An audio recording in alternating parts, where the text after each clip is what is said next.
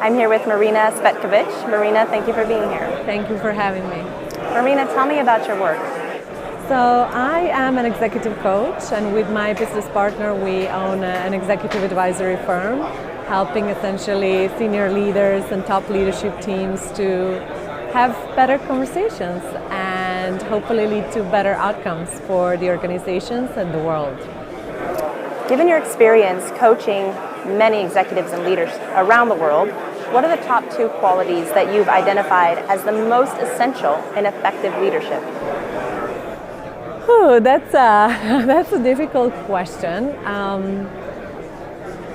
My answer to that is there is no single answer.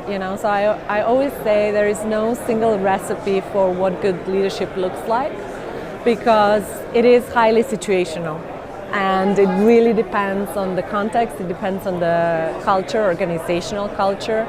And so some of the things that are a quality in one environment can actually be a disadvantage in the other.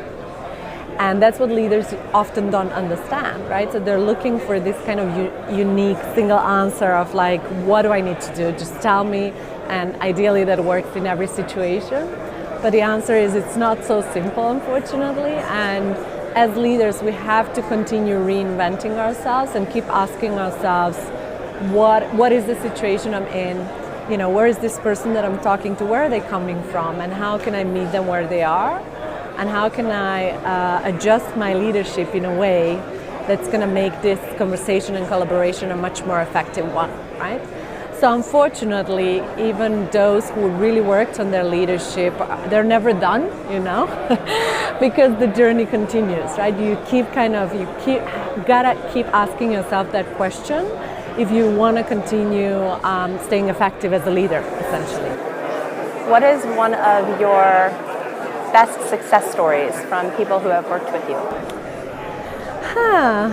Success stories. So, in the world of, like, let's say executive coaching and working with senior leadership teams, of course I could tell you stories about, executives being promoted and getting like this, big jobs and achieving great things with their teams.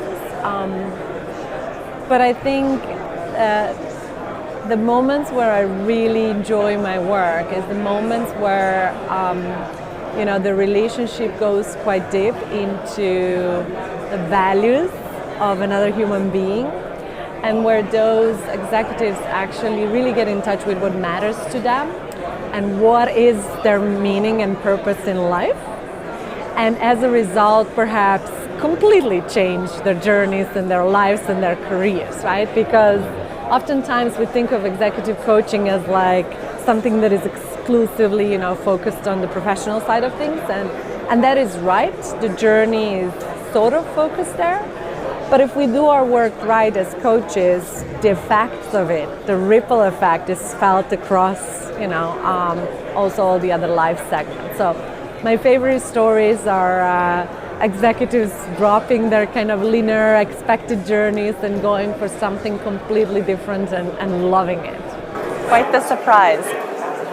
Marina, thank you for being here. Thank you. Thank you for having me.